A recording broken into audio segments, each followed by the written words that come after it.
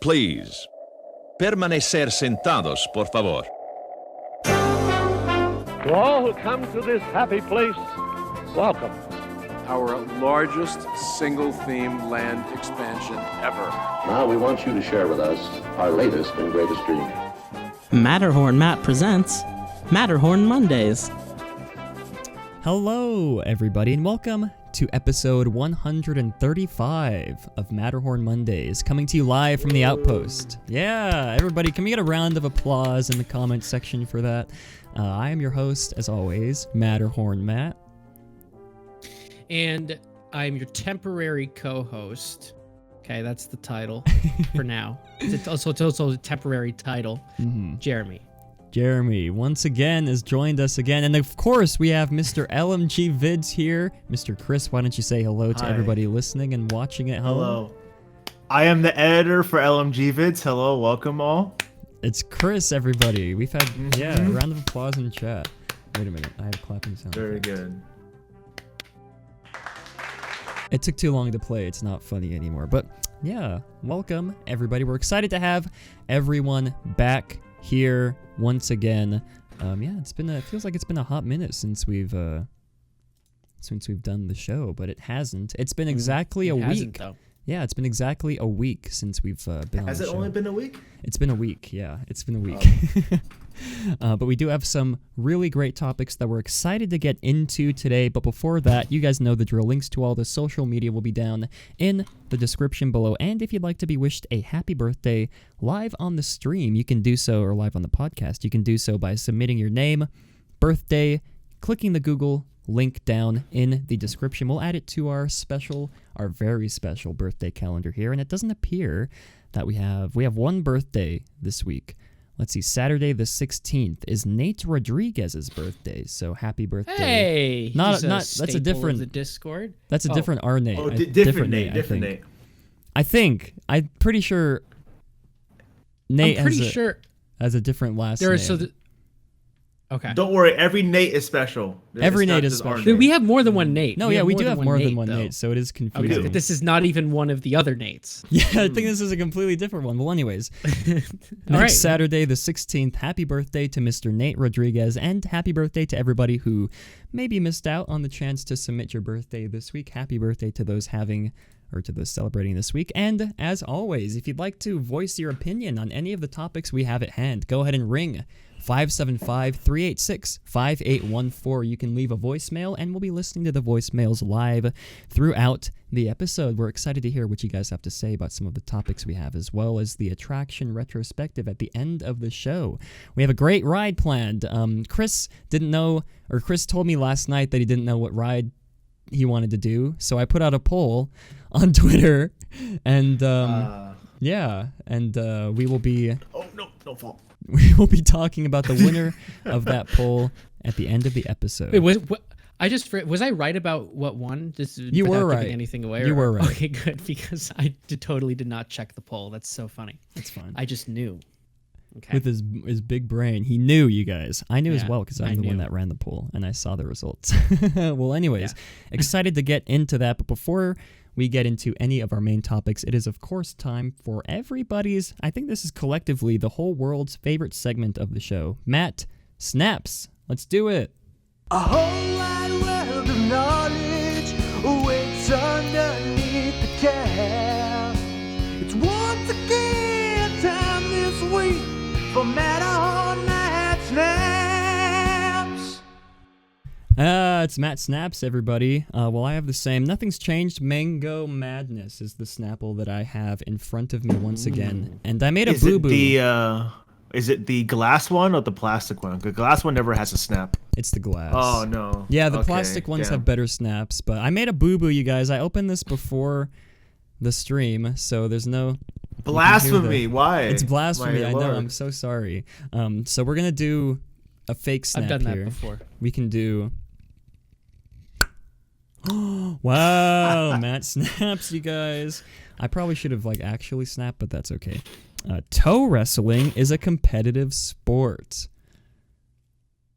We can just move on straight from that. We don't even have to. address that whatsoever. That's been Matt Snaps, everybody. And yeah, I guess we should sort of address the elephant in the room as to where Mr. Alex the Historian is. I'm sure if you guys don't know, if you guys have not been subscribed to Mr. Alex the Historian, or if you guys don't know who Alex is, longtime co-host of the show, still the co-host until when he decides to make his return. Alex is actually moving to Oregon. Mm-hmm. So that's kind of a... Yeah, it's kind of surprising. It was surprising to me. I didn't actually think that he would be moving when he first told us that was going to be a possibility, but it's happening. If you guys would like more information on that, go to Mr. Alex the Historian's channel, linked in the description below. Take a look at his most recent video. He'll explain the whole circumstances, all that kind of stuff, but until then, it would be very nice if you guys watching could go over to Alex on his channel, leave some comments, leave some nice comments for him, or you can tweet at him as well. Links are in the description. Yeah, big changes for Alex. He's still going to be part of the podcast going forward once he, settles into his new living situation. But until then, we're stuck with Jeremy. Just kidding. Jeremy will be. Oh, darn it! I know. Will once again be our temporary for at least a month. Alex said he is the time he's estimating that it'll take for him to move to get settled into his new place. So. Yeah, guys, go give Alex all the love and support that he can. Yeah, there won't be any more Alex in the parks. So we'll have to find a replacement for that. Maybe we can just have someone else film. And LMG and Chris. The park. LMG. Chris in the parks. Chris in the parks. I can do that. Yeah, that's fine. Chris will be supplying our new... Well, I don't know. Anyways, moving forward, yeah, Alex will not be on the show up until he returns. Yeah, very bittersweet that he's leaving California, leaving Disneyland. But but yeah, he seems excited though. So I mean, it's good. Not excited to leave Disneyland, but excited to move. So it's not all sad. Yeah, he's definitely. Exactly. Mm-hmm. So best wishes to Mr. Alex. Alex, if you're listening, hello. Miss you. Come back. Alex, if you're not listening, I don't know if I want you back. This show. There it is. Right, well, he's going to be skipping to the podcast, and then he's going to skip right to your section. I'm going to timestamp it right where Jeremy bashes Alex in the description. Oh, no. Anyways, I think it's time to move on. I'm going to get a message during this. It's just going to say poopy. That's all the message is going to say for them. But before... No, He's good. He's quick with the tongue when it comes to insults. He is. But so am I. Quicker. So we sling them back and forth. Anyway, lovingly. Anyway, let's move on. Anyways, it's time for news from the Peak. We do have a lot of interesting bits of news to highlight here, so let's get right into it right now. We now present to you news from the Peak. I updated the graphics, you guys. Do you see that? It only took like half a year, but I did it. Yeah. And I'm proud. Good. Anyways, very good. Very good. Thank you.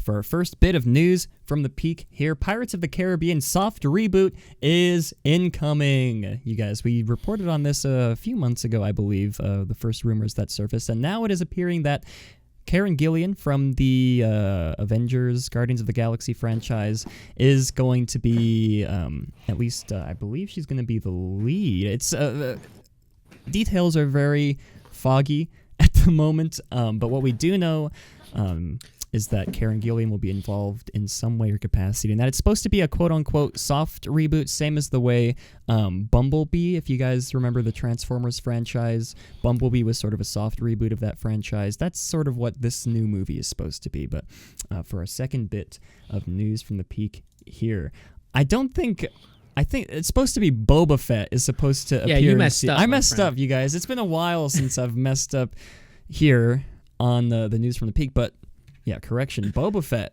is set to appear in season 2 of The Man. I guess that's a spoiler. So sorry for spoiling.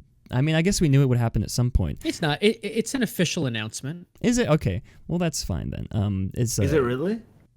Yeah, it's the casting gets released at a certain point. Ah, okay.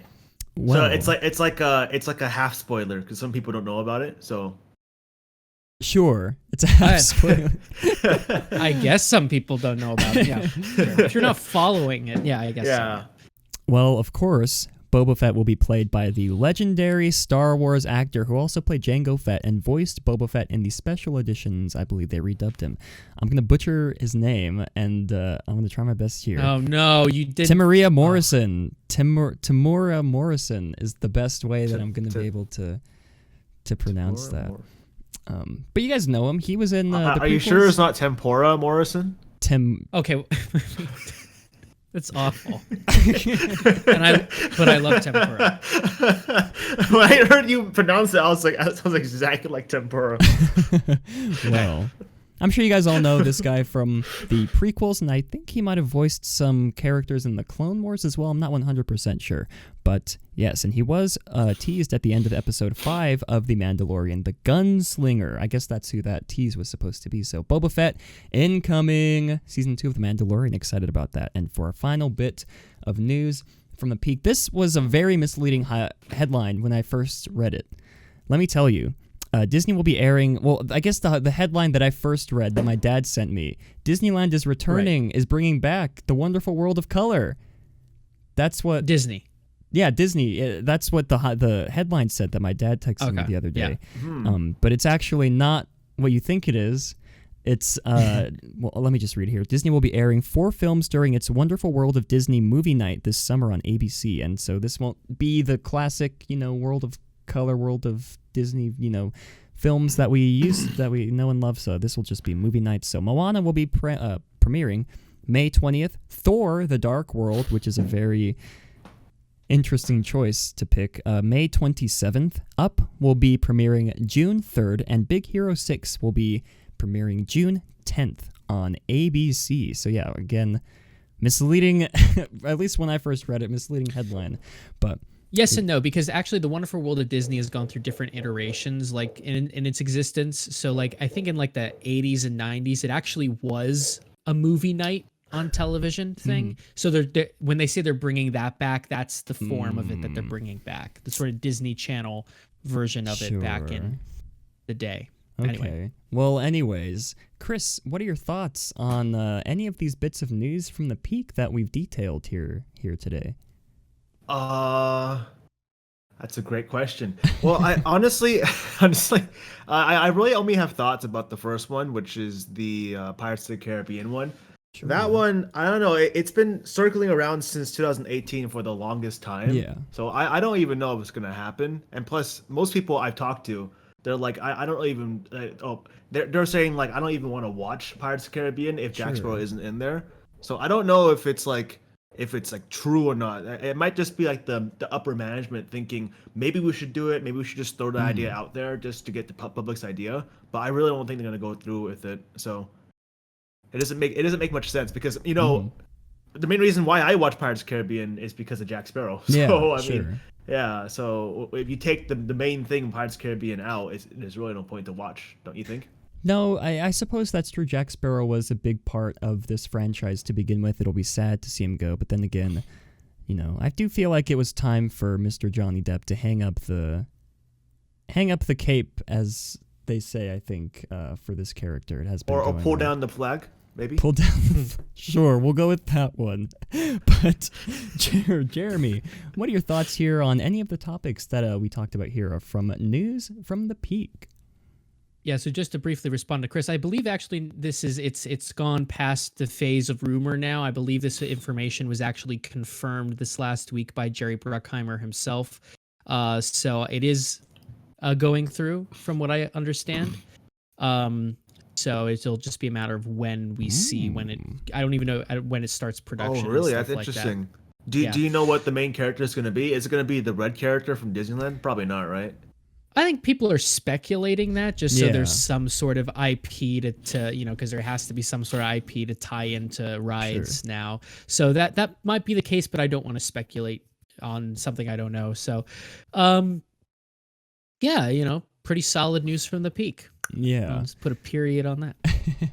I, for one, am very excited to see where this new Pirates franchise goes. Karen Gillian is a great actress. I'm excited to see where she ends up taking whatever character she'll be playing. But that has been this week's news from the peak. Very brief, you guys. I'm sure you're all happy that went by in under 3 minutes instead of the normal 20 that it takes. Yeah, that's been news from the peak. We do. Yeah. Efficiency. Yes, you guys. We are efficient here on the Matterhorn Mondays podcast, but we do have some main topics that we're excited to get into. First topic, Disney Plus reaches 54.5 million subscribers, and we're excited to dive into that. And then, of course, for our second topic, we will be going over the COVID-19 news rundown for the week, and we'll be highlighting one specific article that we do think needs mentioning or further discussing. And then finally, of course, we'll be getting into the fan favorite attraction retrospective. And if you guys follow me on Twitter, you will know what attraction won the poll. But for you guys who don't, we will not spoil that. Keep it a surprise. Yeah, we'll keep it a surprise. Matt, I forget. Did you mention anything about leaving voicemails, or was I tuning out at the beginning of the I did mention, but I can mention it again. 575-386-5814 is the number if you guys would like to call in, leave a voicemail on any of the topics that we happen to be talking about on the show. We'll play them live throughout the episode. We love hearing your guys' voice and hearing what you have to say. Yes, and it's a more direct way. We will definitely answer your question if we play your voicemail on the air. We're more likely to do that than scrolling through all the comments and answering your questions there. And we love to hear your voices, and we love to have more direct contact with you guys. So go ahead, pick up the phone now. Now. Do it now, you guys. Or you're banned from the channel. Just kidding. That'd be too mean. But anyways, for our first topic here today, Disney Plus reaches 54 million subscribers. And the executives are still planning on deciding whether or not they will push their films to theaters or whether or not they will push them directly to Disney Plus. So excited to get into that. During this week's investor earnings call, Disney Senior Executive Vice President and CFO, that's a long title, Christine M. McCarthy, that's how it is. McCarthy. Stated that as of May 4th, Disney Plus had reached 54.5 million subscribers, and recently Disney Plus launched in many European countries, adding to the streaming services already large and growing subscriber base. And despite the rapidly increasing subscriber numbers, Disney CEO Bob Chapek stated later in the call that the studio plans to keep blockbuster films in the theaters. Disney is optimistic that the films Mulan, Black Widow, and Soul will meet their summer and fall release dates. And Chapek also stated, quote, "We very much believe in the value of the theatrical experience overall to launch blockbuster movies, but we also realize that either because of changing and evolving consumer dynamics or because of certain situations like COVID, we may have to make some changes to that overall strategy, just because theaters aren't open to the extent that anybody needs to be financially viable." So it's nice to see the higher management addressing this topic directly, because we have been speculating. We've seen other studios push their quote unquote like blockbusters to their streaming services. I think Invisible Man was pushed to their Universal's streaming service, and then I think the Trolls 2 movie grossed, or at least according to the article that I read, Trolls 2 grossed more video on demand than Trolls 1 did when that was in theaters. At least from what the article I read. I don't know if that's true or not. That sounds kind of bizarre to be true, but anyways, Mr. Jeremy, just briefly pausing here because we do have some more to get into on this topic. What are your thoughts on what Mr. Bob Chapek and what Miss Christine McCarthy stated about the future of the blockbusters, the Disney blockbusters, pushing them to theaters? I think what makes Disney smarter than a lot of other studios in making these decisions actually is that they understand that there are certain types of movies that have to be sort of a collective theatrical experience in a movie theater. Sure. So I'm glad that they still understand this sort of the uniqueness of the medium, and I actually think what this is going to do, it's actually going to force. It's similar to what happened with television. It's going to force filmmakers, and it's going to force studios to sort of refigure out what makes the movie going experience unique, not just like in 4DX and like, simulator seats. Yeah. And that's not what makes it unique. But, I think we're going to find that streaming service movies becomes its own defined form and branches out in one direction, and movies, evolve and grow even more in the 21st century. So I think it's actually kind of an exciting thing that they can kind of recognize that. Now, as for them thinking that movies are going to be able to meet their summer deadlines, I'm a little more doubtful about that. I think fall deadlines, I think absolutely, but we even know movie theaters are hesitant to reopen sooner rather than later. So we'll see what happens if, say, movies can't come out in July. But we'll see. We'll see. Mr. Kris, what are your thoughts? So this is actually really good for Disney, because a lot of people were saying, especially at the stockholder meetings, that the numbers were just going to be inflated just because people wanted to watch Mandalorian. So after Mandalorian ended, it's good to see that the numbers are still there. Yeah, like, all the numbers are still very high, because people were predicting that it was gonna spike down by like 10%, or drop by 10%. So that's a good thing. And what else? Oh, and the online releases. I think the only reason why Trolls did good in the first place was because of the fact that everyone was stuck inside. So if everyone wasn't stuck inside, I'm pretty sure Trolls wouldn't have done well online. But because everyone was stuck inside, and like it was a new movie, like, oh, might as well watch it. What else is there to watch?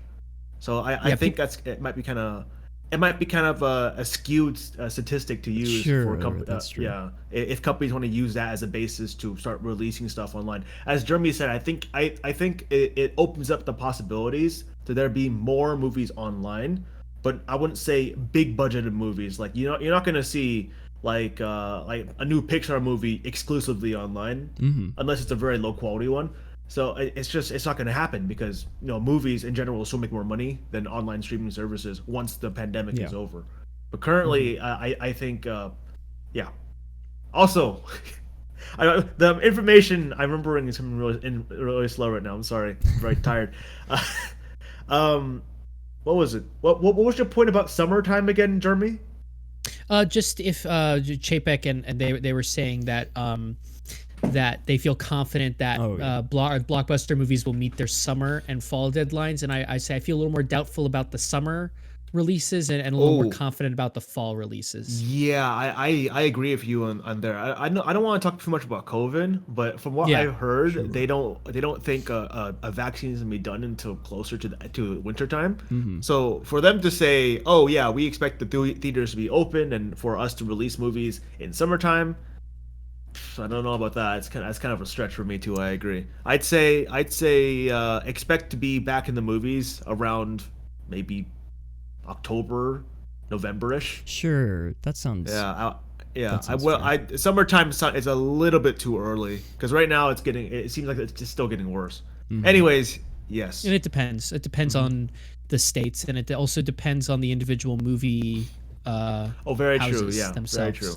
Yeah, and there is a chat that I would like to highlight as well. What are your thoughts if some states reopen theaters earlier than others? Do you think Disney will release their films as planned or delay until theaters in all states are open? I do believe that is a fair point as well. Jeremy, what are your thoughts on if Disney would possibly delay their releases until all theaters around the nation are open, or maybe if a few sparse theaters open up? What are your thoughts on that? I don't know. I would think they would want to wait till the major theaters are open, but I just want to clarify. Obviously, it's going to be up to the independent theater operators, theater owners, than it is the states. Obviously, our movie theaters are not, nationally owned. So even if, say, a state was to decide tomorrow that we're fully reopening which I would not personally advise a state to do. We're fully reopening everything. You're more than welcome to reopen your business. I would think that people like the companies like AMC and Regal Cinemas would have to sit down and talk about safety precautions and if it's even safe, and run a lot of tests to see how many people would actually even feel safe enough to go to a movie theater. So I think it'll depend on the individual theater owners. And if a lot of theaters reopen with states, I don't know. Disney also relies heavily on the international market, and international countries from around the world are a lot stricter with their COVID policies than the United States. So on the upside, they're going to start reopening sooner. So it's possible that we might see international releases first if the States is still kind of lagging behind over the summer. So we'll see. We will see. Kris, do you have anything to add to that? What was the question again? I forgot. I'm sorry. Oh, the question was one of the comments in chat that I wanted to highlight. What are your thoughts if some states reopen theaters earlier than others? Do you think Disney will release their films as planned or delay until all theaters across the nation are open? That's the question. Yeah. I think Disney will for sure delay, because by far California, I'd say California and Florida are going to be one of the biggest moneymakers for movie theaters. And I'm absolutely positive that California will be one of the last states to open. Sure. So, so it doesn't make much sense for them to release a new movie while like having some of the biggest drivers in terms of box office numbers in America to be open. Yeah. Doesn't make much sense. And then on top of that, China's kind of iffy too. So if they were to release their movies as planned, I don't know. They might delay until at least like 50% of the movie theaters are open. Sure. But yeah, that's what I think, honestly. All right. Well, continuing on from the article, although Disney is steadfast that their largest releases will have their opening days in theaters, the company is also aware that it must provide more content to its streaming platform. Disney has already released films like Frozen 2, Onward, and Star Wars The Rise of Skywalker to Disney Plus months before their planned release dates. And Disney also seems to be at least testing the waters of a Disney Plus film release as Artemis Fowl, which was supposed to be an in-theater release, and of course, like we mentioned a few weeks ago, that was pushed to Disney Plus, which will be premiering on June 12th. And Disney Plus will also continue to gain subscriber numbers as the service is released in Japan, Belgium, Luxembourg, Portugal. I think I pronounced that right. You did a good job. Thank you. Thank you. Yeah, very good job. I'm surprised, Matt. Wow. Thank you. Thank you. He has no idea where that is, but I did a good job pronouncing it. You almost sound like a fifth grader. It's pretty impressive. Yeah, guys, I am 13 after all, so that does put me about... Anyways, as well as the Nordic countries and Latin America later this year. What was the number that we reported on just a few weeks ago? It felt like Disney Plus... 50. Was 50 it 50 million? Was it 50 million? It hit 50 million a few weeks ago, and now it's already up to 54 million. So that's pretty crazy. Yeah, I think the projected number by the I think in another article they were either saying by the end of the year it's possible it could go all the way up to 100 million. Wouldn't that be something? Yeah, it's possible. Yeah. I'm pretty sure it's gonna jump at least 10 million when they open in Japan, because as you know, Japan freaking loves Disney. It's kind of insane how much of a thing they have for Disney. Okay, I don't know where I'm going with this, but yeah. We will see once they initially launch in there. And I would like to propose the question to you guys in chat as well. Do you think Disney should start releasing upcoming films direct to consumer through Disney Plus, or do you think they should delay the films even more? Give the chance to release them in theaters, because I guess you could make the argument, I've said in the past on the show, I'm not a fan of the theater going experience. Not just like the overall, when it comes to like the people, I'm not a big fan of like going to movies and like a bunch of people are there with me and you can hear them cheering stuff. But you can make the argument where, it varies, but for me, I can make the argument I wouldn't want to see something like Avengers Endgame for the first time at home. That would be a film that I would want to see in theaters. Yeah. So I guess you could make the argument that for some of these big blockbuster movies, it would be better to wait until the theaters do reopen to release them. But then again, it's cheaper to buy Disney Plus to watch some of these films if they do go direct to Disney Plus. Tickets are like $20 per person just to get into a movie theater some places. It really is ridiculous. Theaters, that's a whole different topic. Theaters do need to revamp. Whole different topic, which we can get into another time. But yeah, unless you guys have any thoughts on this topic, I think it might be time to move on. Do you guys have any final thoughts? Nope. No, not really. All right. Well, moving on. It is, of course, time for this week's COVID-19 news rundown of the week. This week on Matterhorn Monday, Matt and company continue their reports and discussions on COVID-19 and its impact on the Disney company around the world.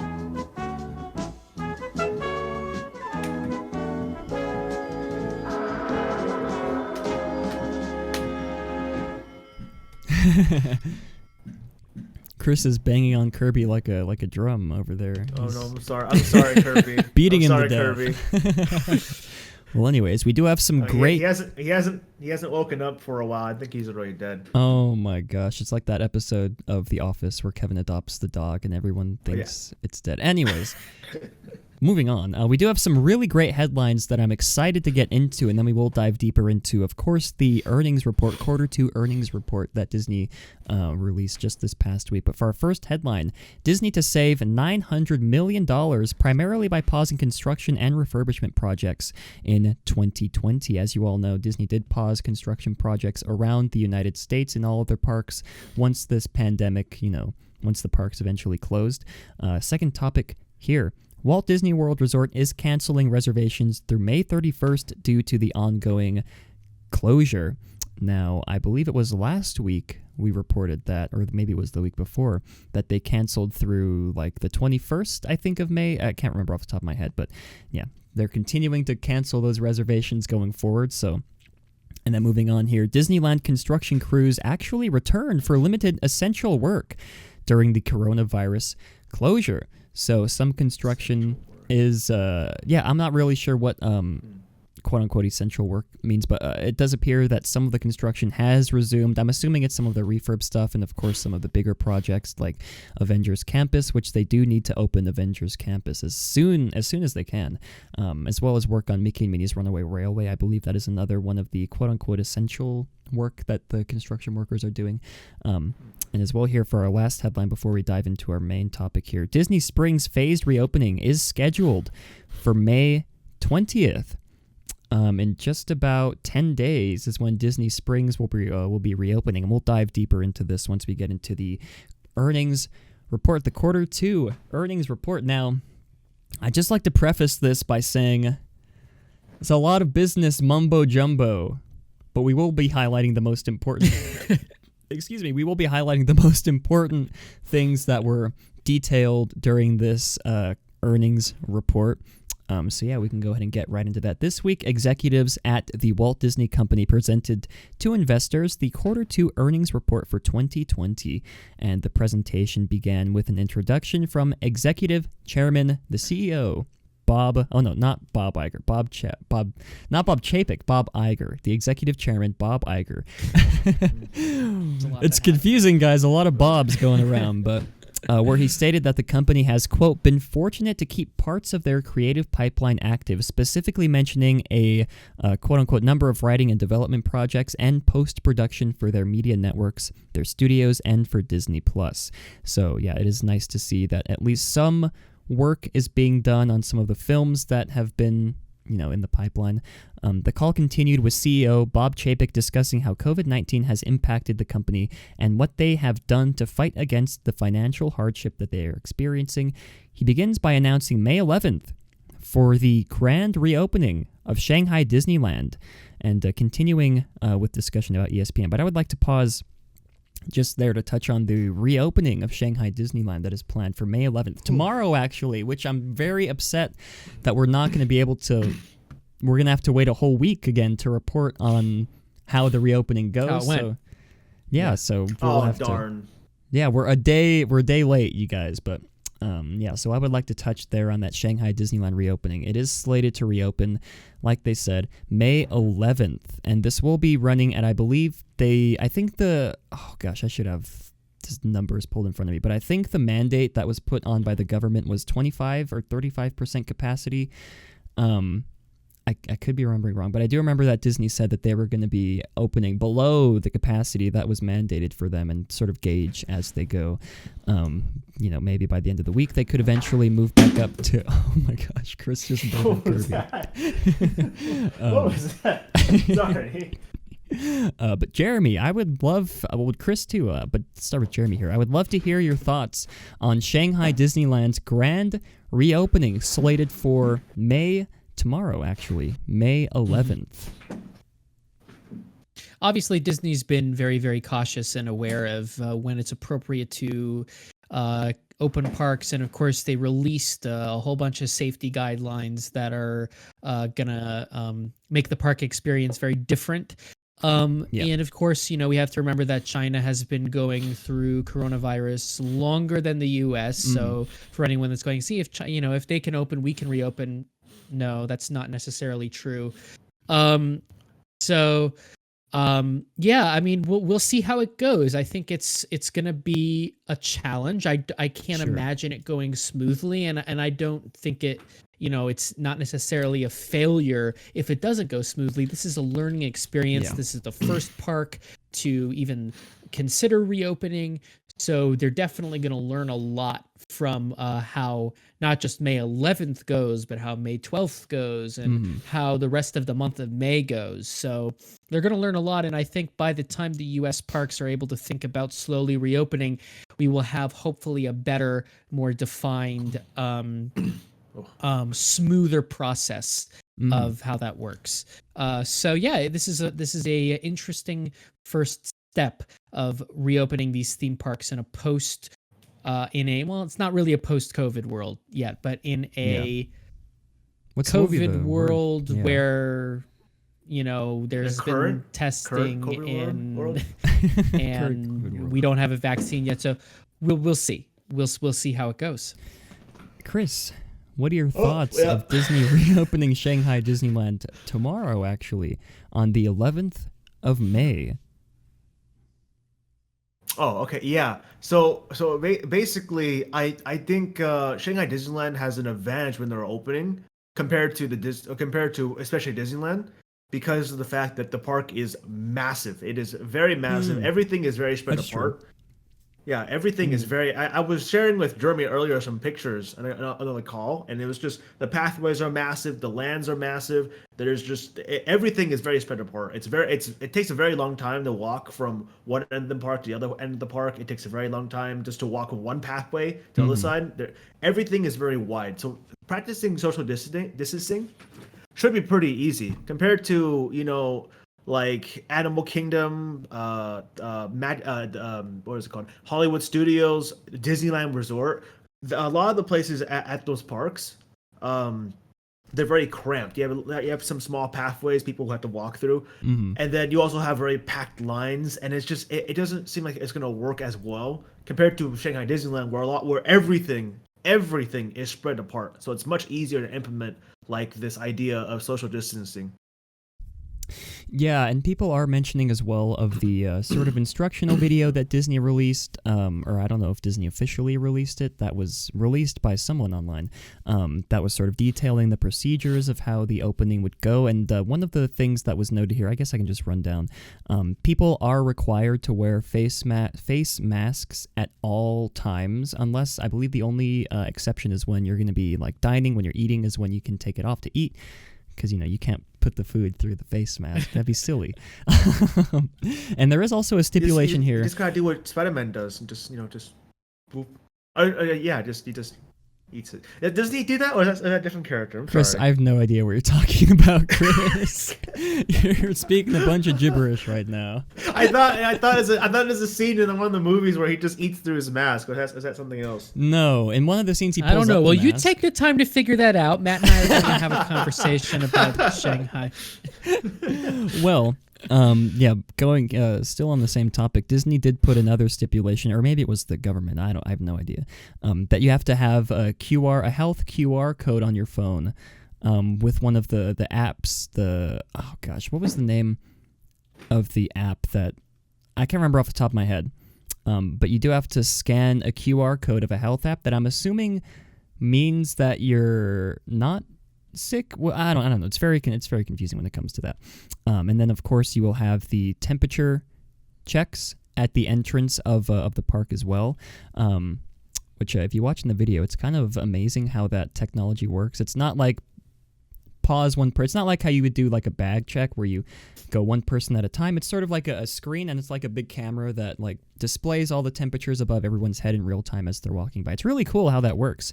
They actually used to have one in not Epcot, in Test Track, the original Test Track. When you came in from the original, before you get to the unloading area, they have a temperature camera pointing right at you, and it reads everyone's temperature. Yeah, there's sort of infrared. Infrared. It's been a while since I've been on Test Track, but I think the big thing here as well is that you will need to make an advanced reservation to get into the park. Even if you have an annual pass, you'll still need to make a reservation, and you'll have to show the reservation with your valid photo ID as well. The names have to match at the entrance of the park in order to get in. And it is very weird. As you can see on this image here, they do have those sort of stickers on the ground of where not to stand. I'm assuming the stickers are, a good 3, maybe 5 feet in length. But yeah, you do need a valid photo ID as well as the reservation that you made. And it says, what it says here, present a green quote unquote health QR code generated on the day of your visit. So I'm assuming that's like a region specific health app that they use in China. I'm not 100% sure about that. Yeah, I'm sure they're farther along in terms of tracking and stuff like that, and which just stuff that we're just so far behind in, because we have to deal with things on sort of a state by state basis, and it depends on your local government, it depends on your governor, it depends on who's more willing to invest the time and energy into these resources and not. So yeah, I think they're farther ahead in terms of being able to trace stuff like that. Yeah. Via the testing and. Yeah. And again, like I said, you have to wear a face mask at all times, and there will be no physical meet and greet with the characters as well. You can view the characters from a distance, and there was a kind of cute video that they put out, or excuse me, a cute clip of like all the characters on the on the train station, sort of waving hello to everybody from a distance. Yeah, I'm trying to skim through this video here to show you guys. I'll have this linked in the description down below as well. You do have to have the face mask, of course, on at all times. So I guess this does serve as sort of a great blueprint for when the parks do, in the Americas do eventually reopen as well. I don't think that we're going to have the, what's it called? The health QR code thing. I think that might be just specific. I think we might have the reservation system though. That sounds like a smart idea. Because then you just all you have to do is you upload your medical records maybe to like the system, and you go okay, and you make a reservation. Then you go okay, I'm good, I'm clean, let me in. Sure. And another thing to note as well is that they will be distancing the tables that you could sit at. They're going to have like little table tents that show, hey, you can't sit at this table. Go to another table due to the social distancing stuff.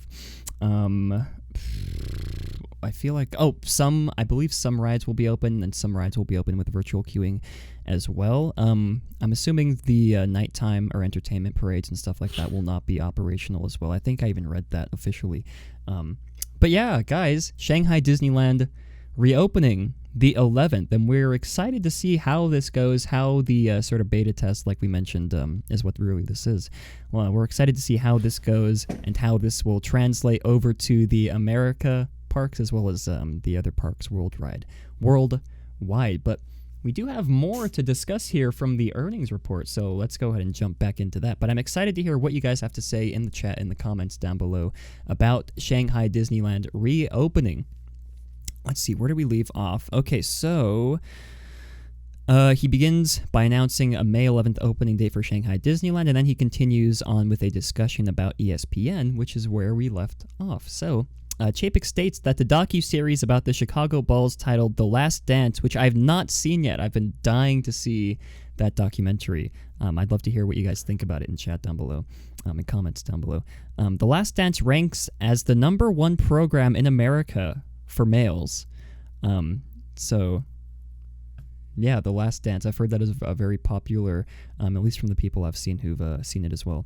On the front of streaming services, Chapek discusses the rescheduling of future release of films and the rollout of Disney in new markets. Hulu had 32 million subscribers at the end of the quarter and saw great success with the launch of FX on the service. But an international rollout of Hulu may be delayed as the company has no plans to invest in the service during the stressful financial situation caused by COVID-19. So yeah, The Last Dance, there's really not much to touch on there, so we'll just continue forward. Disney CFO Christine M. McCarthy as well then discusses in detail the financial hardships the company currently faces and expects to face. She begins by announcing a total financial loss incurred by the company has so far been $1.4 billion. Not quarters, that's dollars, you guys. With an with an estimated $1 billion loss of that. That was a dumb joke. You guys shouldn't be laughing. All right. Yeah. Moving on. With an estimated $1 billion of that loss coming from the parks, experiences, and products section of the company, stating that, quote, attendance at our domestic parks was down 11% in the second quarter. So I think that might be a good time to pause there and sort of reflect here. $1.4 billion is what the company has been, or at least that's what they've stated here is what the loss has been so far. With $1 billion of that, that's more than 50%. That's more than 70%? I'm not good with math, so. But $1 billion of that is coming from the parks, experiences, and products. So, yeah, we can pause. Excuse me, we can pause right here. Jeremy, what are your thoughts on $1 billion of the $1.4 billion loss coming from the parks, experiences, and products section of the company? I mean, that makes sense. I mean, think about how many parks there are around the world and how much money annually comes from that. But also, there's something to consider here, which is that's coming from parks, experiences, and consumer products as a division. Yeah. And as we know, the parks and resorts was merged with consumer products. Was it like, how long has that been? I forget how long ago that was. A few years, I but think. Recently, yeah, like a few years ago when Chapek came riding in on his horse. So you have to account for that. I'm sure the parks makes up a huge amount of that 1.4 billion, but we have to remember that it's not just parks and resorts alone that comprise of parks, experiences, and consumer products anymore. But then again, it does. I mean, it makes sense. The parks are closed. You're going to see a lot of money be lost from that division. So it's just kind of, and we've talked about it a lot over the past 2 months now, but it just makes sense given the circumstances, considering all of the parks are closed. So yeah. And finally here, Kris, what are your brief thoughts here on $1 billion of the 1.5? That's a lot. I mean, yeah, Kris, what are your thoughts here? It's a bit, but it's okay. But if Disney had not bought Fox, I'd say that's okay, because they had about like $30 million in the bank, just kind of there as safety. But the problem was Bob Iger, when they made the purchase, they went, okay, we're gonna take that $30 billion, sorry, from the bank and take a loan out from the bank to pay for Fox. So right now, Disney is massively struggling because of the fact that, first off, they're in debt, and now they're losing money when they're in debt. Before, they weren't in debt. So I think this is a massive problem for Disney. Before, they could easily last maybe, I'd say up to a year without any massive repercussions. But now, since they're in debt, every single day they're just losing blood. They're literally like they're bleeding out. So it's I don't know. It's I think it's really bad. honestly. I have nothing else to really add to that, but Yeah, no, we'll continue on here as well because they do touch on that. Interesting, continuing on in the shareholders meeting here. Interestingly enough, she states that spending in the parks prior to closure was up 13% and hotel spending was also up 6%, but hotel occupancy was down 13%. Let's see, of the film and TV side of things, ESPN was down 8% viewership, which is no surprise. Guys, I could rant about how bad ESPN is, but yeah, we'll save that for another time. I just wanted to briefly throw that shade there. Let's see, but I can go on for hours on how bad Shanghai Disneyland is, but I'm not going to do that either. So, all right. We'll save that for Matterhorn Mondays After Dark. Mondays After Dark, which is coming soon. That'll be well, it'll come in a post. It's coming eventually. When I'm not. Yeah, it's coming soon. Soon. But there is sort of a contrary here. Viewership at the recent NFL draft was the highest of all time. And if you guys don't know, the draft was supposed to be held, I think it was supposed to be held in, not Chicago, in, where do the Browns play? They play in Cleveland. I think that's where the draft was supposed to be held. Or maybe it was Las Vegas. Cleveland's next year. It was Las Vegas this year. I got it. I remember football. Let's see. ESPN was down 8% viewership, while this year's NFL draft encouraged an average 58% audience growth compared to last year. So yeah, more than half growth. I don't think that's the right way to phrase that, but anyways, 21st Century Fox also contributed positively to the net income this quarter, mostly due to ad revenue and Hulu. And then McCarthy ends the presentation by stating that the Walt Disney Company is optimistic for the future despite the setbacks caused by the present global crisis.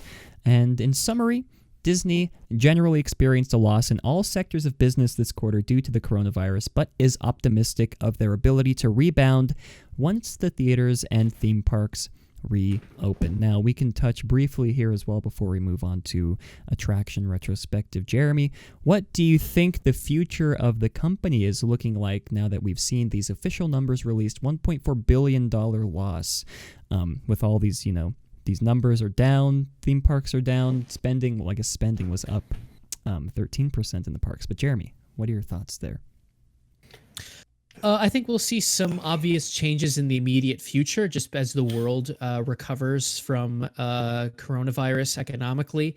But I'm optimistic in the sense I'm optimistic from the perspective of a Disney executive. Sure. In that I think the company and huge, ginormous companies like it are going to be just fine. For better or for worse, we live in a world that tends to be pro large monopolistic corporations. Yeah. So as since I see that we'll be continuing to live in such a world, I have no doubt these companies will be just fine. Sure.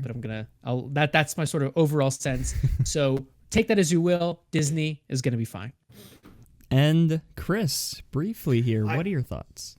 I think Disney will be okay. I think fine is a little bit too positive in my eyes, because the thing is, in the long run, you think in the long run, yeah, because what's going to happen now is the coronavirus is going to have a massive implication on their operational things in the short run, and then until the long run. Maybe within the next 10 years, we're not going to see the Disney maybe 15 years. Yeah, 15 years. We're not going to see the Disney we saw a couple months ago compared to until maybe 15 years later, because of the fact that all of Disney's industries are in the theme parks, the movies, the cruise lines, especially the cruise lines, because they're investing in it a lot right now. We haven't mentioned that. And then they're failing sports networks as well. All those things are going to be massively affected by the coronavirus. So like the cruise lines already, cruise line industries, a lot of them are freaking out, because you're basically basically you're in a coffin. You're in a coffin when you go on a cruise line. It's just like a plane. So it's like people, like, there's really no point to be stuck in a coffin, especially when something happens. I don't know. How am I going to explain this? Yeah, I'm too tired right now. I woke up like 30 minutes ago, hour ago. Yeah, so the cruise lines are a massive issue. The theme parks are going to be a massive issue. For sure, both the cruise lines and the theme parks aren't going to run at 100% capacity until a couple years later. So I think by far, it will take a very long time for Disney to get back on their feet. And once they do, then they'll make a recovery. So I think not until maybe 10 to 15 years later, we'll see a powerful Disney again. So you know. Isn't that weird how we just saw Disney buy Fox? And we were thinking, oh, nothing can stop. And Yeah, I then know. here we are. Really So yeah, bizarre. exactly. Well, honestly, I think that Fox decision screwed them over. If they didn't buy Fox, honestly, they would have so much money in the bank, and they will be able to kind of power through this Sure. this time. But because they don't have Fox, I'm pretty sure when they reopen stuff, they're gonna be scaling back a lot of things. And when you start scaling back a lot of things, their the customer perception of Disney, their brand image is gonna go down, and it's gonna go down. They make less money, and then I that's why I feel like it's gonna happen, honestly. So it's gonna be a very long road to recovery. Well, we for sure know that Disney will most likely be sticking around in some. I mean, anyways. 100%. Disney will be sticking around because if Disney flops, another company is gonna pick them up. 100%, they're gonna stay around. Fox will buy They're Disney. not gonna. Yeah. Fox will buy Disney. Yeah. Well, anyways. Oh, I just hit my mic. Before we continue on, we do have a voicemail that I'd like to get to from Mr. Brett. Big fan of the show. So let's go ahead and take a listen here at what Brett has to say about the topics. Hey, what's up, Matt? What's up, Jeremy? What's up, Kris? It's Brett. My only concern is when we have to make reservations to go into the park. Now, let's say you're an annual pass holder and you have the premium pass. Now, are you going to be now having to make reservations? And what if you don't get those days? I mean, essentially, that pass is good for the entire year, right? So now, if you're going to be having to make reservations and you're getting denied, I mean, is the price of the pass going to be the same? I just want to know, what do you think they're going to be doing as far as like annual pass holders that have these top tier passes? Because obviously, some days they're not going to be able to go if everybody's making reservations. So, all right, boys. Shoo. Thank you, Mr. Brett, for that lovely voicemail. That is an interesting question that I do feel like I'll address briefly here. I do feel like Disney would place priority, at least on the hotel reservations, because since they're paying, I mean, depending on if people are even going to be staying at the hotels, that's taking into account that people are going to be in the hotels. I think Disney would place priority on those who, have a room at the Disneyland Hotel, the Grand Californian Paradise Pier, because they're paying to stay on resort property, so it would make more sense for them to prioritize that. But then when it comes to annual pass, that is sort of where, in my mind, it sort of enters a grayer area, because at least when it comes to Disneyland, there are a lot of locals there who have annual passes. I believe, I can't remember if it was Disneyland or Walt Disney World, where locals make up a large majority of people who go to the parks. Disneyland. Was it Disneyland? Disneyland. Okay. So yeah, at least when it comes to Disneyland, then I'd assume that they'd give, similar priority to the annual pass holders, to the higher tiers, like how they would do with the hotel reservations. But I don't think so.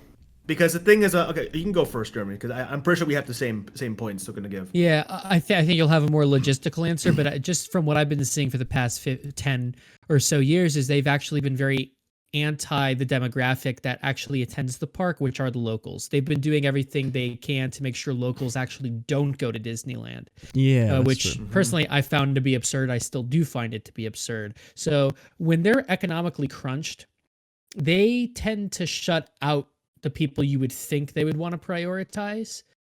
So I'm kind of doubtful that they'll prioritize people who have the premium annual passes and also, SoCal locals, because that's just not consistent with how they've treated SoCal locals, the past 10 or so years. That's true.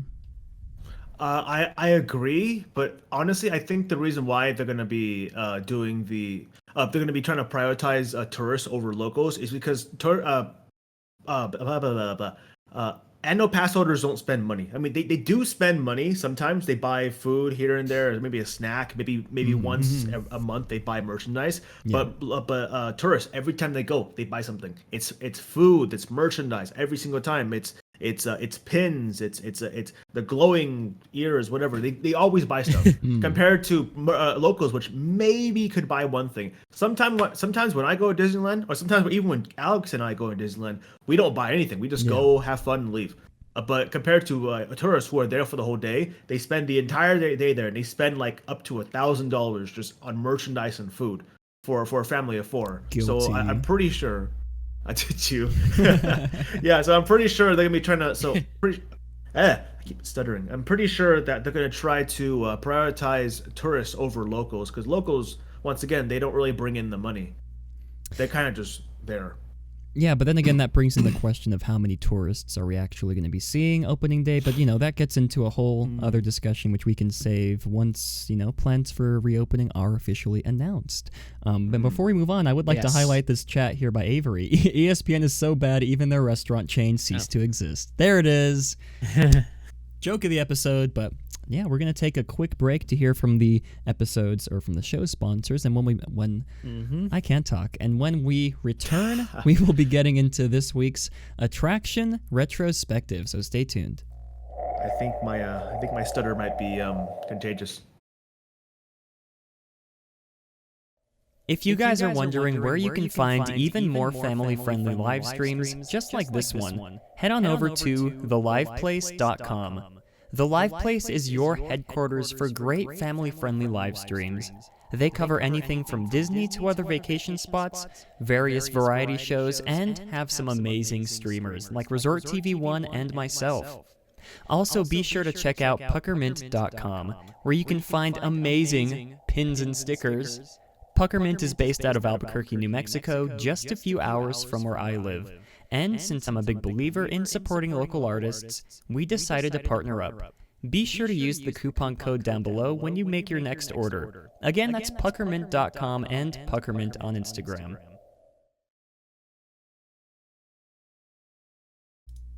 All right, we have returned. Now it is time to get into everybody's favorite segment, which we don't have a theme song for still. Hit us up, or hit me up, I guess. Twitter.com/MatterhornMat if you'd like to make a theme song for Attraction Retrospective. But that is what we are getting into today, and the polls have spoken. The Twitter folk have spoken, you guys. The People Mover, the Disneyland People Mover, has beaten out Submarine Voyage as well as It's a Small World, which those two rides have been beaten out for like the past 3 or 4 weeks in a row. So I guess one of them will prevail eventually when we have like I have no doubt. When we put it up against like Superstar Limo, that's when one of the others will finally come back up. I think people will pick Superstar Limo just for them. I think they would absolutely pick Superstar Limo, yeah. And then they want to see us suffer.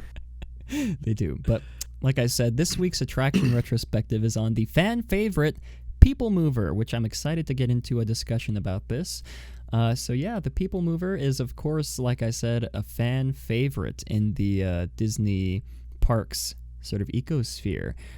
I believe it was sort of one of the first tests besides, I don't know what I'm saying. It was one of the first tests besides the monorail, besides the train, that Walt Disney sort of really tried to push his future mode of transportation, his ideas on that into the world, and Disneyland was sort of the best place he could think of to beta test those ideas, and from that came, of course, the monorail, but what we're going to be talking about today is the People Mover, which, I love. Never been on it, the Disneyland version at least. I've been on the Magic Kingdom version, which is lovely.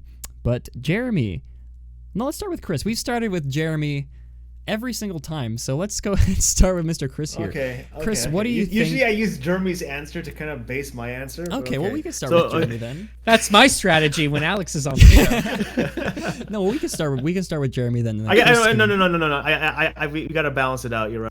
Okay, well, it's, you're right. All things are. What's the Thanos quote again? Like all things doesn't must be matter. accounts. it doesn't matter. Doesn't matter. It doesn't matter. Well, Kris, what makes the People Mover, in your opinion, what makes the Disneyland People Mover such a fan favorite attraction amongst people like us? Every time we hear a discussion of a new Tomorrowland refurb, the People Mover is always thrown in some capacity. Bring back the People Mover. Why do you think that is? It's not be more of a pessimistic answer, but I think it's just because of the meme. Honestly, I don't really think people really care much about the People Mover because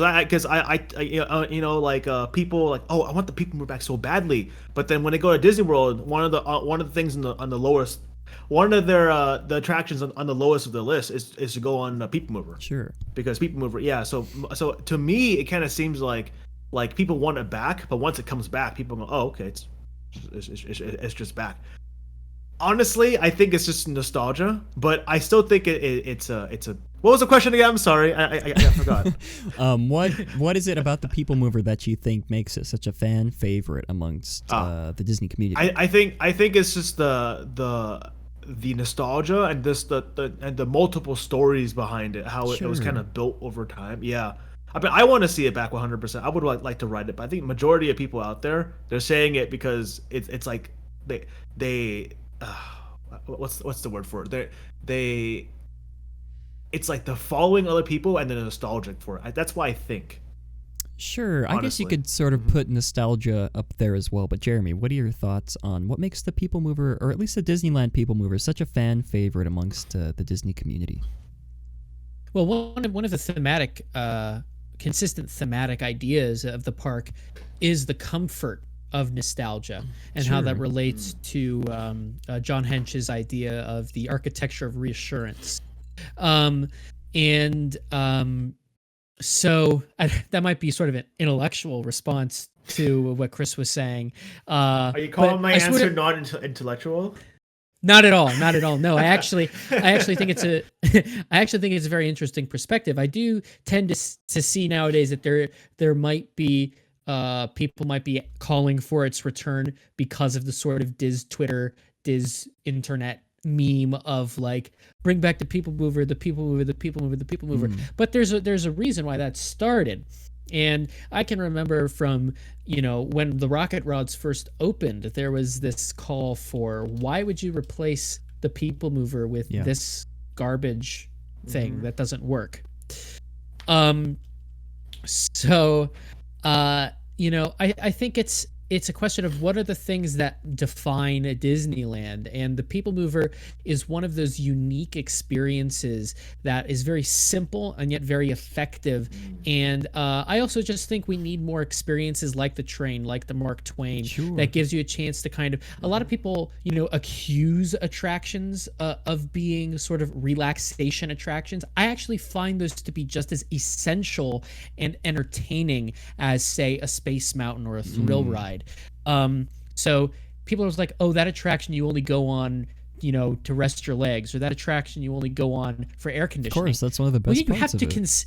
You have to consider all of those things into the design. It doesn't mean that the attraction is boring or unnecessary.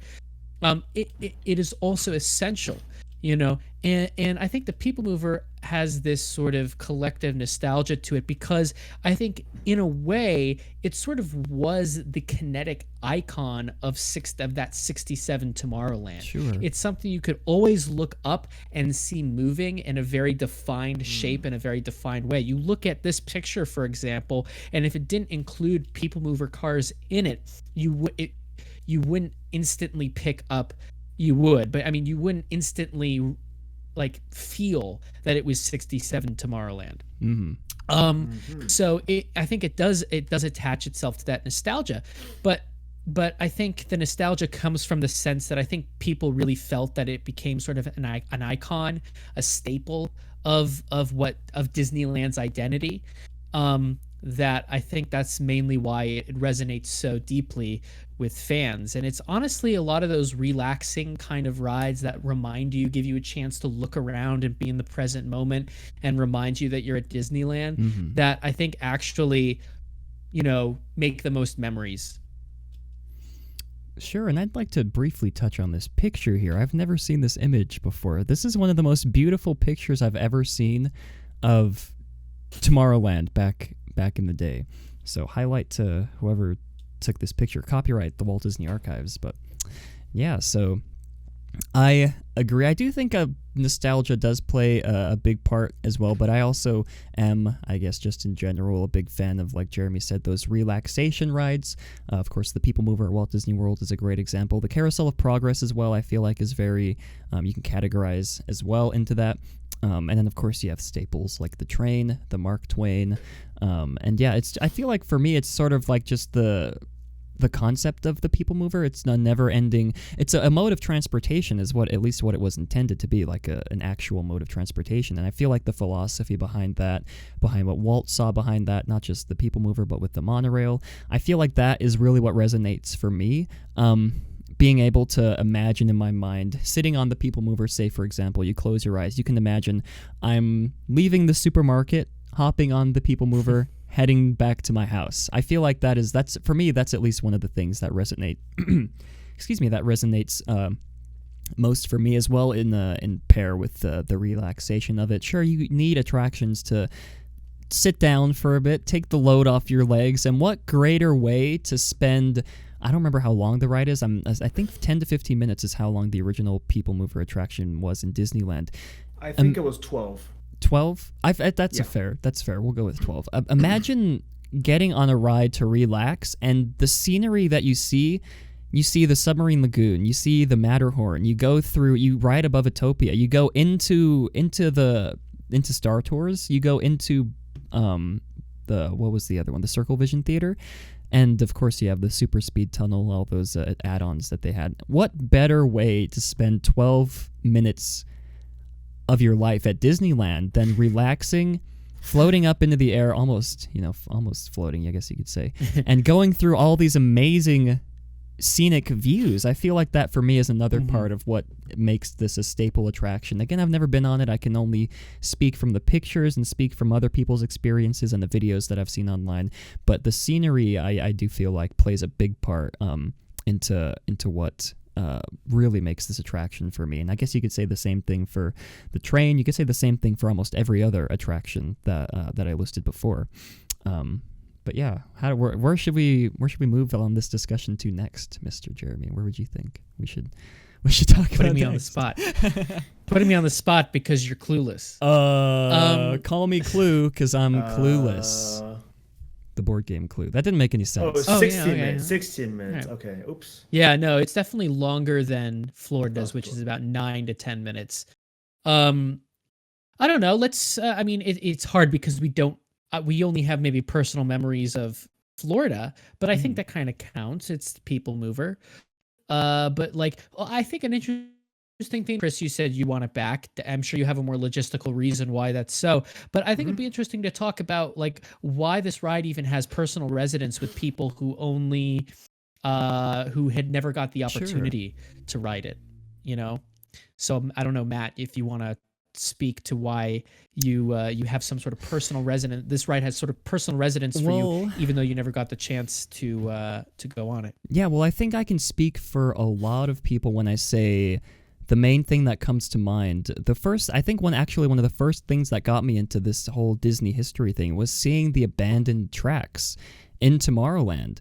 And I feel like that is sort of the catalyst of what a lot of people, younger people, sort of got into the People Mover, because they see these abandoned tracks. I remember asking when I was very young on the monorail, I was asking my dad, we were about to leave the station in Tomorrowland, the monorail station, and I was asking my dad, hey, what are those tracks that have a bunch of leaves growing on them and a bunch of garbage on them? What were those tracks used for right next to the monorail tracks? And he was like, oh, that was for the People Mover. That was for a ride that's not there anymore. But, they decided to abandon the tracks. And I do feel like that whole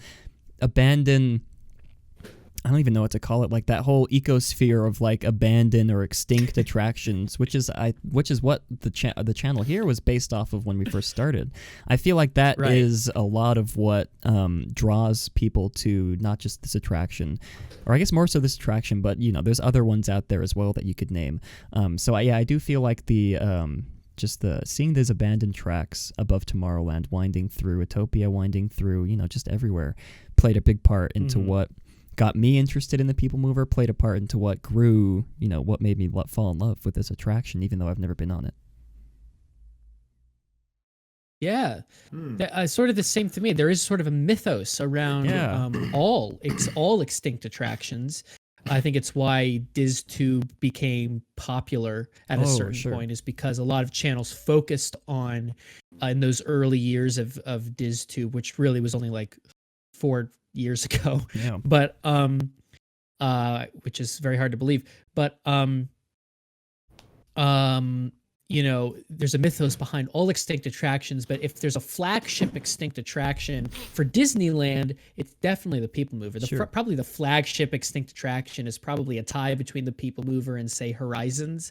But but there's a similar thing. I'd say like the People Mover is to the mythos of the extinct attractions of extinct identity of Disneyland, as, say, Horizons is to the extinct identity of Epcot.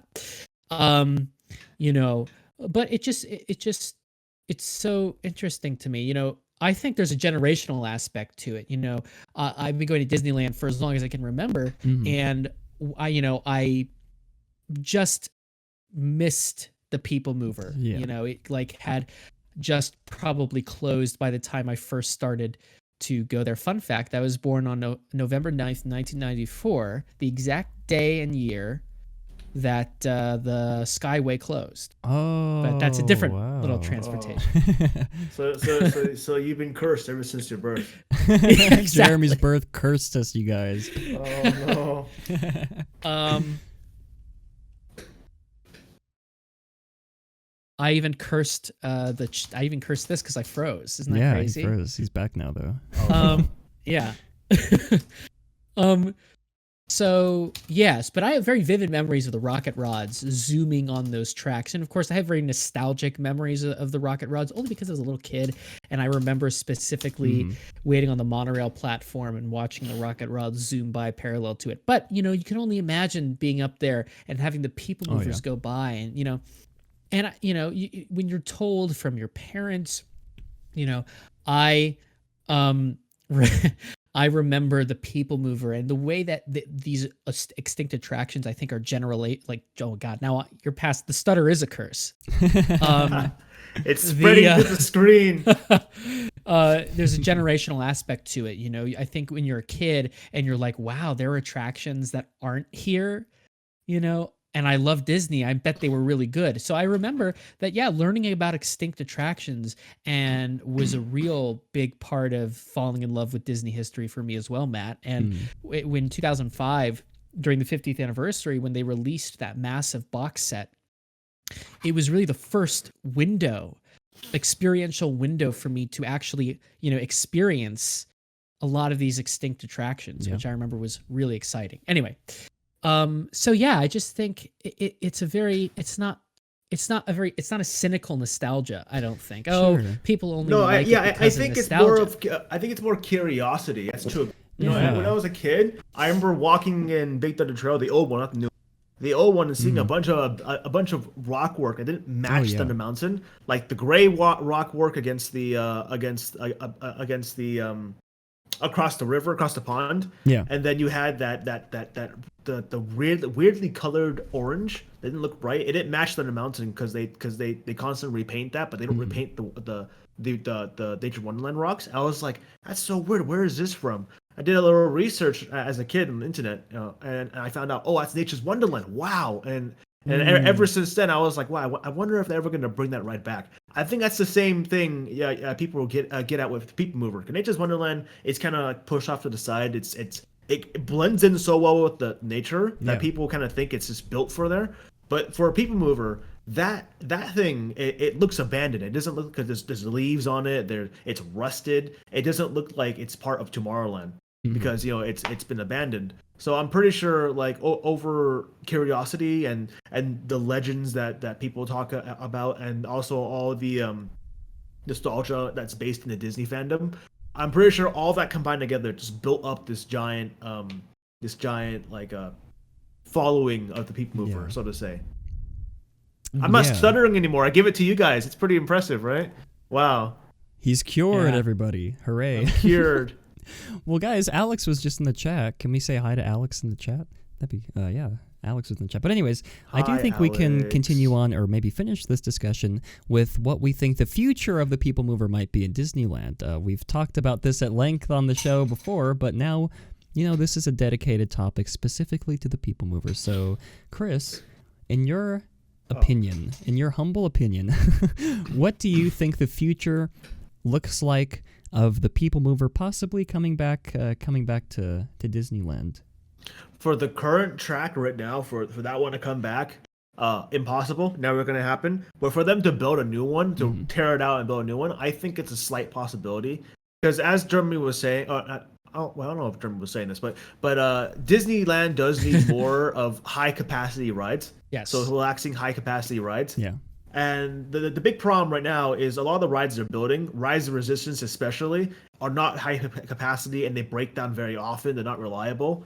So like it leads to a lot of problems with the parks getting overly crowded and people complaining. So they need more high capacity rides. The problem is about the current People Mover track is it's impossible to be reused. It's been sitting there for a long time. There's no maintenance on it. It doesn't even match up to the current OSHA standards, OSHA regulations, which I think you need like a ladder going down platform every couple 100 feet. Yeah. And on top of that, you need to have a platform on the side of the for people to get off, to walk down. You don't have any of that on the current People Mover track, which doesn't follow anything.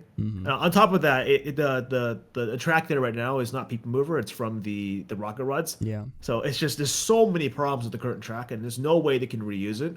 But I'm pretty confident. Maybe I'd say 15 years in the future, we might be all riding a new fangled dandle People Mover through Tomorrowland. All right. Well, Jeremy, what about you? I feel the same way, and if I can sort of, I think we're both channeling Alex when we say, in order for the People Mover to exist, it's going to look very different than the People Mover that we all have in the nostalgia form. We all know the People Mover in that picture that's there. Yeah, but I feel very confident that there's a team in Imagineering who are trying to problem solve and figure out a way to bring back the People Mover. I feel very confident about that. However, unfortunately, something I've talked about on the show though the past couple months is because of coronavirus, I think we're really not going to see a new Tomorrowland for even longer than what we already were saying. It was going to be a long time. True, so I'm concerned we may not really ever get one in the next 20 years. That might be a long shot. But maybe 10. No, that's a good point, because the thing is right now, it's going a little off topic. The thing is right now, Disney wants to play it safe. They were playing it safe before by only doing IP rides because it's safe and it makes money. But now if you're going to do any massive expansion, you can bet your butt it's only going to be IP rides. Sure. And People Mover is not IP, so it's just I don't really see it happening. Only IP rides and only screens. It's gonna be it's gonna be sort of a really dark mark, I think, on theme park quality. I hope they learned their lesson from sort of California Adventure, early California Adventure, but we'll see. Financial crisis plus business executive, not creative people. Yeah, they're doomed to make the same mistakes that they always make throughout history. Of course, they're going to learn their lesson, because they were like, California, Soaring Over California did well, so let's make all the rides like Soaring Over California. Genius. Well, again, I'd like to highlight this picture as well. This looks like such a dream, like a dreamy picture. It almost feels like it's fake. I don't know. But anyways, yeah, no, I agree 100%. Just echoing what Jeremy and Kris said, I do feel like the People Mover will eventually come back. It's just a matter of when. 10 to 15 years is probably a good estimate to put out there, given the current economic situation Disney is under. Even just a few months ago, we were saying, it'll be a couple of years till we see the new Tomorrowland. They're working on it hard. They showed in the Imagineering story, Joe Rohde is working on Tomorrowland, but now we're probably not going to be able to see that for a long time. But I'm excited to see what the future holds, whether or not the new Tomorrowland has a people mover at all, we'll still have the one in excuse me, we'll still have the one in Florida. So you're telling me he's gonna make Tomorrowland ugly? He will make Tomorrowland ugly. It'll be a carbon copy of Pandora, and it'll just have Pandora and Mission Breakout? not if he's allowed full creative control. That's true. Didn't he have full creative control of Mission Breakout? I mean, I think it was implied, even in Imagineering's story, that was not something he wanted to do. But of course, when he's assigned a project, he figures out how he can add his. He had to phrase it a certain way in the show of how not to say like, "Oh, I did not want to do this, but I found the right way to make it work." But anyways, right, that's a whole different topic. Joe Rohde is sort of the last champion of really. He's actually my favorite Imagineer, but I like to poke him because he has like that ear thing, which like dragging up to his neck. Like, every time he's talking, I cannot pay attention. It's just like I'm like, is it gonna fall? Or is it gonna fall? It looks like got flies playing basketball, dunking. There's ear hoops. Oh my god. Anyways, well, I think that is going to wrap up our discussion here about the People Mover, and I would love to hear what you guys have to say about this attraction. Of course, it's a fan favorite, so go ahead and comment down below. You can leave a voicemail as well. We'll touch on those voicemails that you leave in the next episode. But yeah, we didn't have any voicemails for you guys talking about the People Mover this time, so I must say you guys were really slacking this episode, but I mean, what can you do? What can you do except inappropriate behavior? Inappropriate, honestly, inappropriate, and I'm gonna go cry myself to sleep after the episode. But anyways, I do think that. Oh my! Alex said Alex just said I'm not funny. You guys. Oh my! Jeremy said agreed. Oh my gosh! I'm gonna have to hand over must be a different Jeremy. Oh no! I'm gonna have to hand over the title of host to someone else. Kris, do you want to be the new host of the show? Absolutely, yeah. Let's go. Every show will be a meme fest. Okay. Every show. Oh no.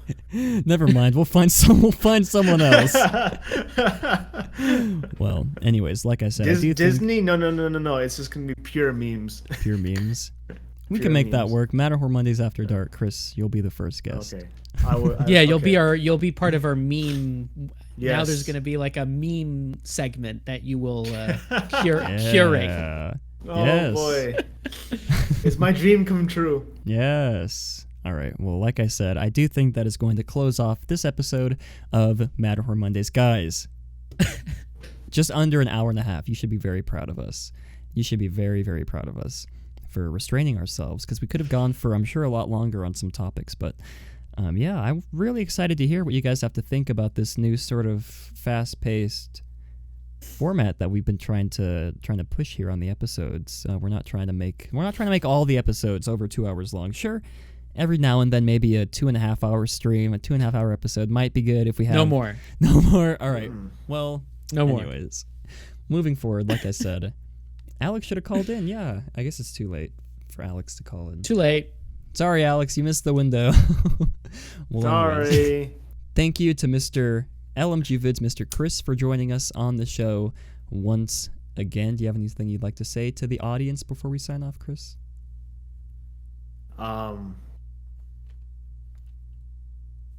Don't die. Okay. There it is, wise words from LMGVids. And of course, I'm very grateful for Mr. Jeremy for stepping in here as always as temporary co-host. Jeremy, do you have anything you'd like to say to the viewers before we sign off?